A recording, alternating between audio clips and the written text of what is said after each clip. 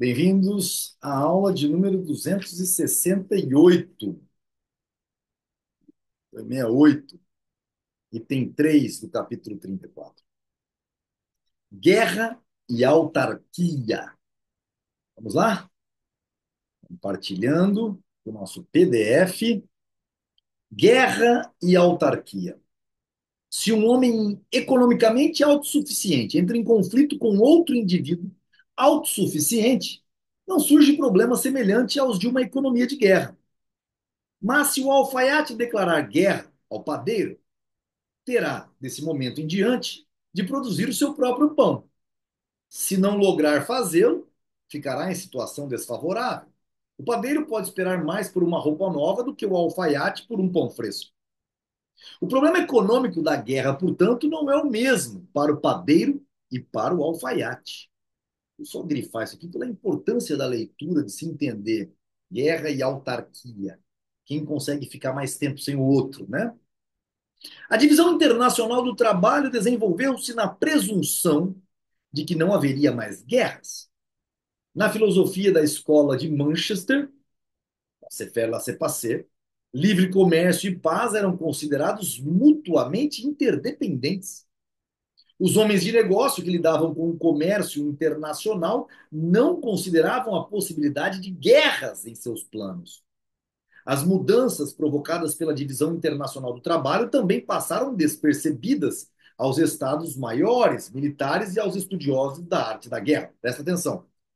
Quem que são os estados maiores? Aqueles generais que ficam lá, sentados estudando a arte da guerra, né?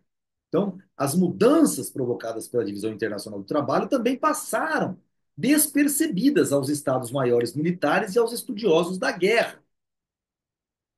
O que ele está querendo dizer aqui, Mises? Que aqueles que não entenderam que o padeiro e o alfaiate têm tempo de recorrência, de necessidade de um bem e do outro, dependendo do que se produz estrategicamente.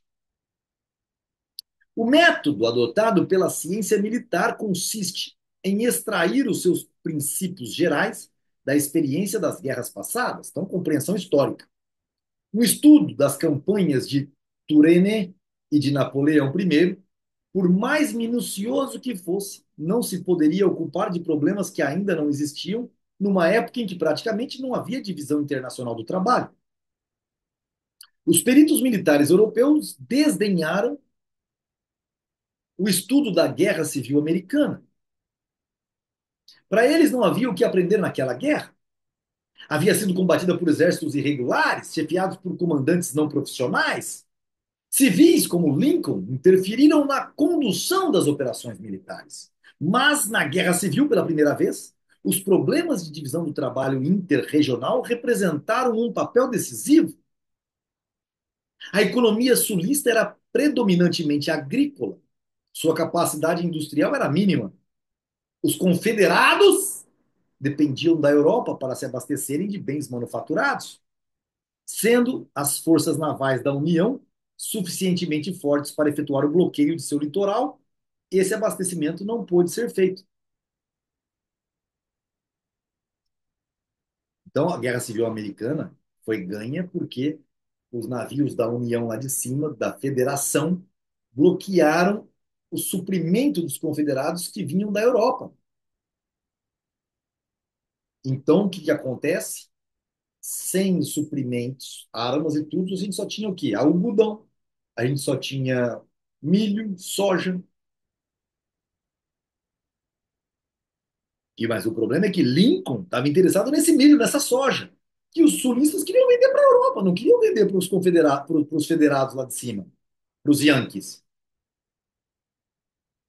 Os alemães, em ambas as guerras, tiveram de enfrentar a mesma situação. É por isso que, para entrar na guerra, você precisa de ter do seu lado um grande economista.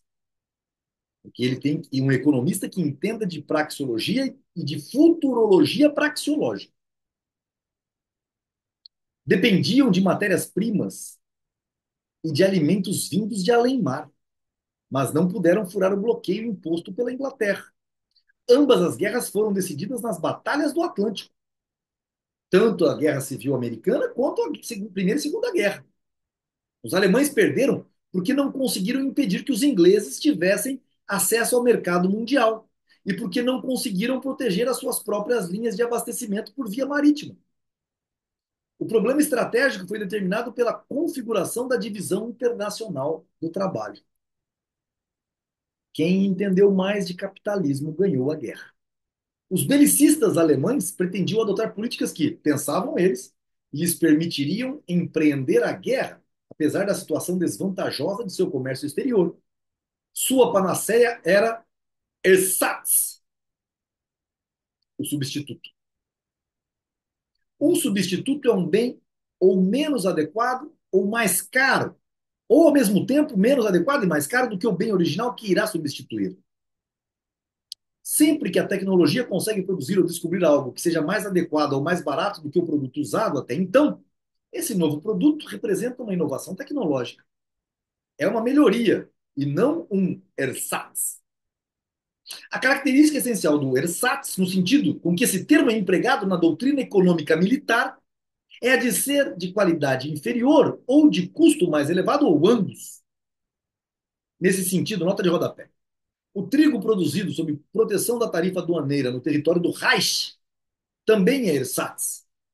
É produzido por um custo maior do que o trigo estrangeiro.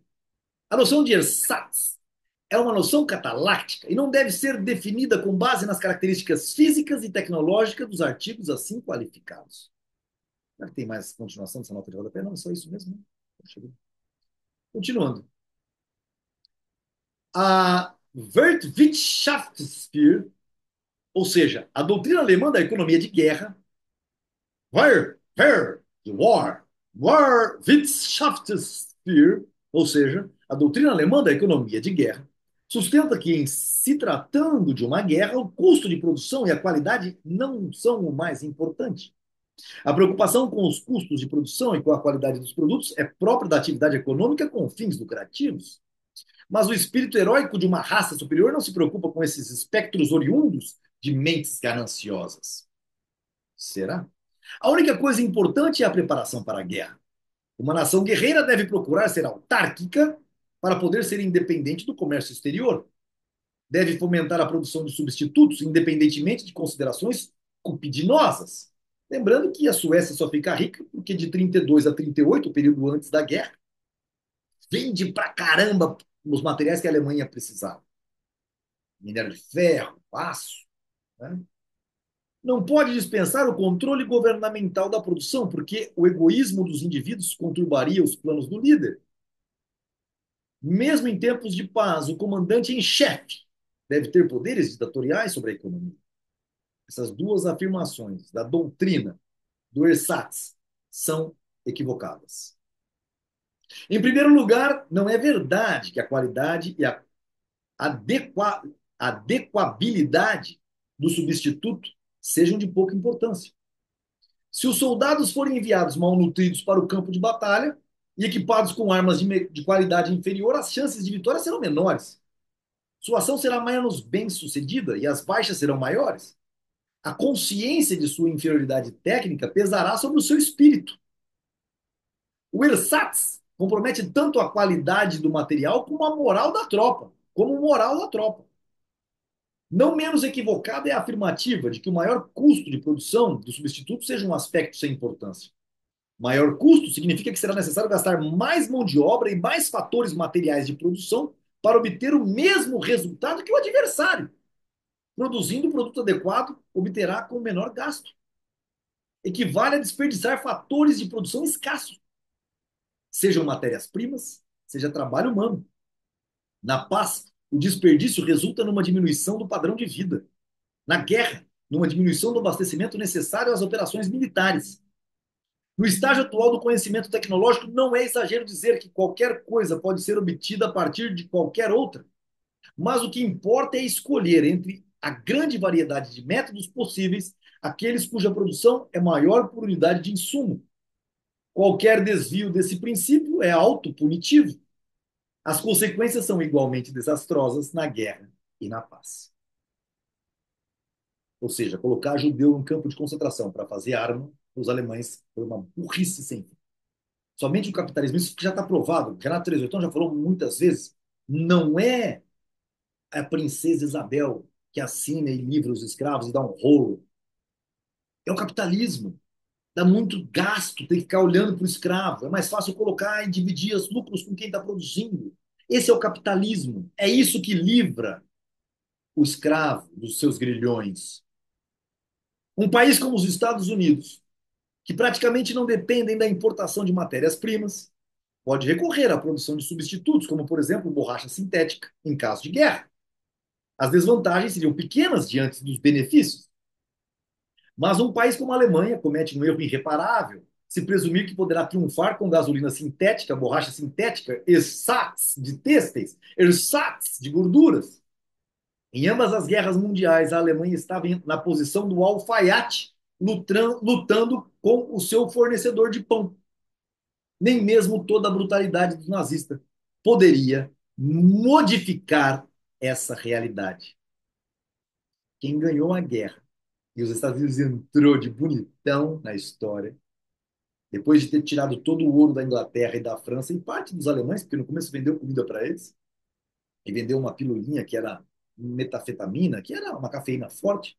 Os alemães, eu não lembro o nome dessa droga, mas que deixava os caras atiçados. Pois bem, uma das coisas interessantes da história, da compreensão histórica, é a gente entender quem tem um bom economista, que entende de futurologia praxeológica, ganha a guerra. Esse é o ponto-chave. É o que faltou para os Estados Unidos na guerra do Vietnã. Além de uma soberba gigantesca que os americanos tiveram. Pois bem, enterrando aqui esse assunto, o último item é o item 4 deste capítulo 34. A inutilidade da guerra é o último item. Nos vemos na próxima aula. Até lá.